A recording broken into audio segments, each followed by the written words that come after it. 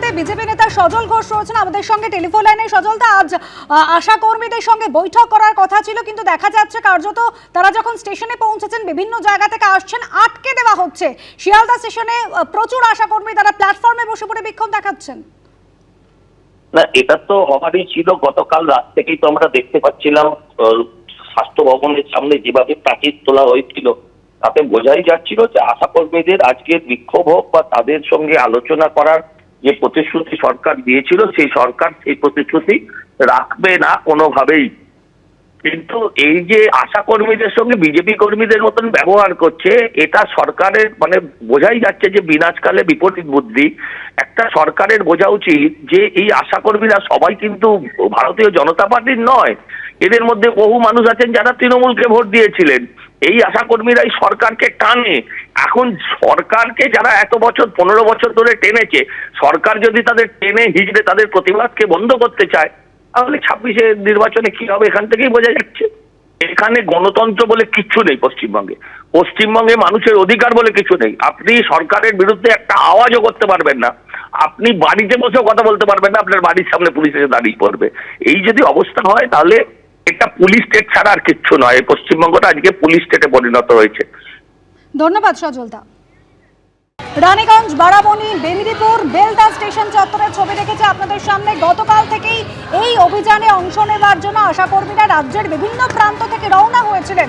অভিযোগ করছেন ট্রেনে ওঠার পরেও তাদেরকে নামিয়ে দেওয়া হয়েছে, এরকম অভিযোগ পর্যন্ত রয়েছে।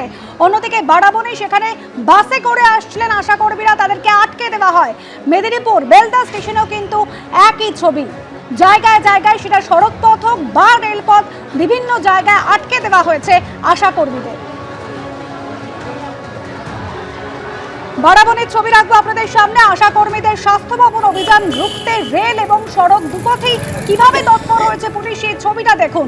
পশ্চিম বর্ধমানের রানীগঞ্জ স্টেশন চত্বর, সেখানে আন্দোলনকারীরা আশা কর্মীরা তারা জমায়েত করেছিলেন, সেখান থেকেই তাদের আটক করা হয়। এরপর বারাবণী থেকে বাস ভাড়া করে কলকাতা আসার পথও আটকে দেওয়া হয়েছে।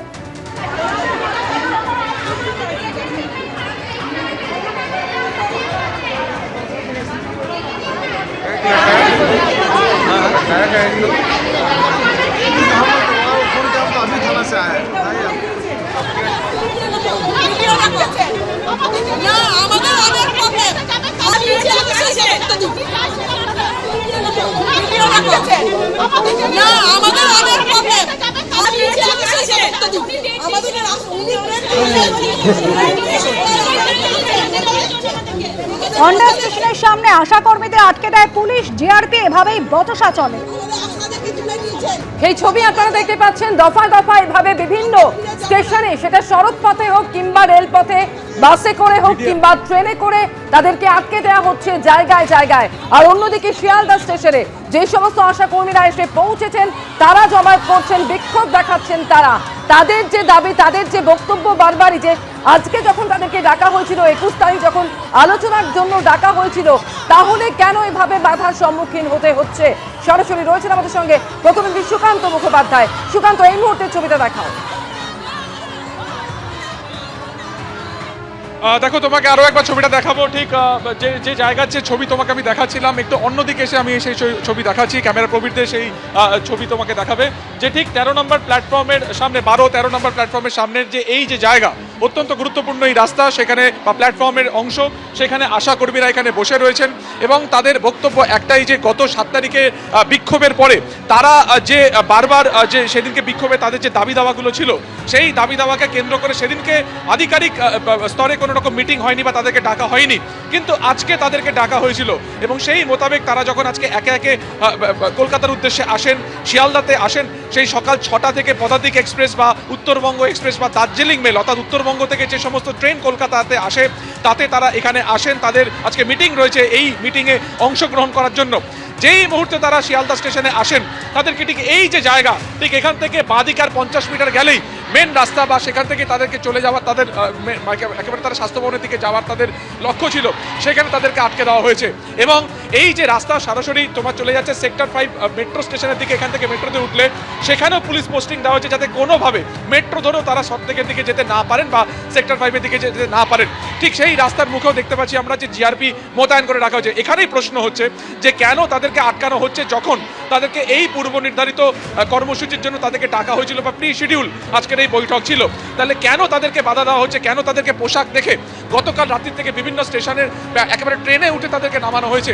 তারপরেও এত বাধা সত্ত্বেও তারা যখন কলকাতাতে এসেছেন তাদেরকে শিয়ালদা প্ল্যাটফর্মে আটকে দেওয়া হয়েছে। বলতো এই প্রশ্নের উত্তর তারা যতক্ষণ না পাচ্ছেন, যতক্ষণ না তারা সেক্টর 5-এ স্বাস্থ্য ভবনের উদ্দেশ্যে তাদেরকে যেতে না দেওয়া হচ্ছে, তারা এখানেই বসে থাকবেন।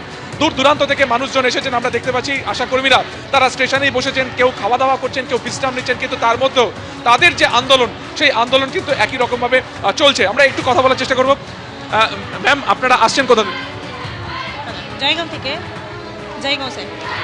आप लोगों को यहाँ पे रोक के रखा है? हाँ जी, रोक के रखे। क्यों क्यों? जाने नहीं दे रहे उधर। वो लोग को मालूम था कि पहले भी आए थे हम लोग, 6 तारीख को आए थे, 6 तारीख आए थे, 7 तारीख को आए थे। तो उन्होंने बोला कि हम लोग को आज 21 तारीख का डेट दिया था, तो हम लोग इतनी दूर से आए, फिर अभी यहाँ पर हम लोग को जाने ही नहीं दे रहा है। क्वेश्चन है कि आप लोगों को बुलाया है लेकिन आप लोगों को यहाँ पे बिठा के रखा है, आप लोगों को बाहर नहीं निकलने दे रहा है। नहीं दे रहा है अभी। पता नहीं, यहाँ पर हम लोग को जाने भी नहीं दे रहे, और हम लोग को यहाँ पर बाथरूम कुछ था, वहाँ पर भी सब पानी बंद कर दिया, बाथरूम का सुविधा भी नहीं था। हम लोग वहाँ पर गए ड्रेस चेंज करने के लिए, हम लोग तो लेडीज लोग हैं ना, तो बाहर मतलब ये सब अलाउ नहीं किया। और वहाँ का जो लेडी था वो इतना मतलब बदतमीजी से बात कर रहा था, ये सब बहुत मतलब हम लोग को ना इधर आके मतलब क्या बनना। যেটা তিনি বলছেন স্পষ্টত যে শৌচালয় পর্যন্ত তাদেরকে ব্যবহার করতে দেওয়া হচ্ছে না, একাধিক তারা সমস্যার পানীয় জল নিতে সম্মুখীন হচ্ছেন। সুকান্ত, তুমি আমাদের সঙ্গে থাকো। আর 5 মাস ধরে ইনসেনটিভ পাচ্ছেন না, বেতন পাচ্ছেন না, বৈঠক হওয়ার কথা ছিল সেই বৈঠকে যেতে পর্যন্ত পাচ্ছেন না।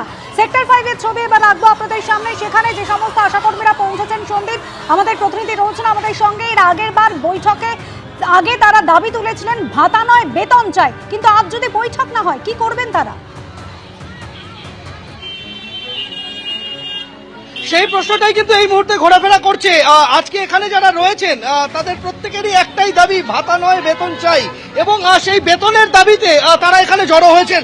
আপনারা এর আগের দিন স্লোগান দিয়েছিলেন ভাতা নয় বেতন চাই, আজ কি করবেন?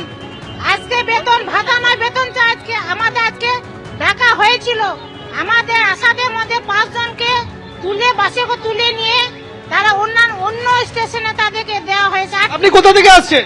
আমি মালদা ডিস্ট্রিক্ট থেকে আসছি। কেউ মালদা থেকে এসেছেন, কেউ উত্তরবঙ্গের অন্যান্য জেলা থেকে এসেছেন।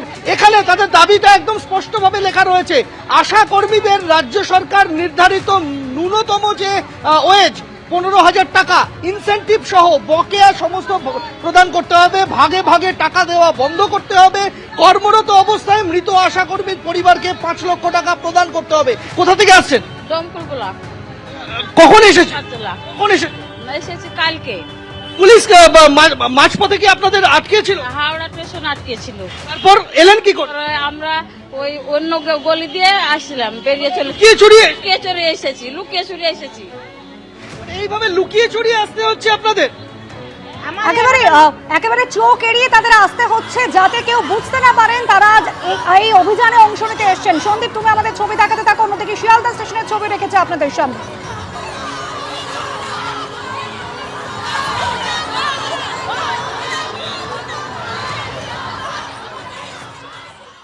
এবিপি আনন্দ এগিয়ে থাকে, এগিয়ে রাখে।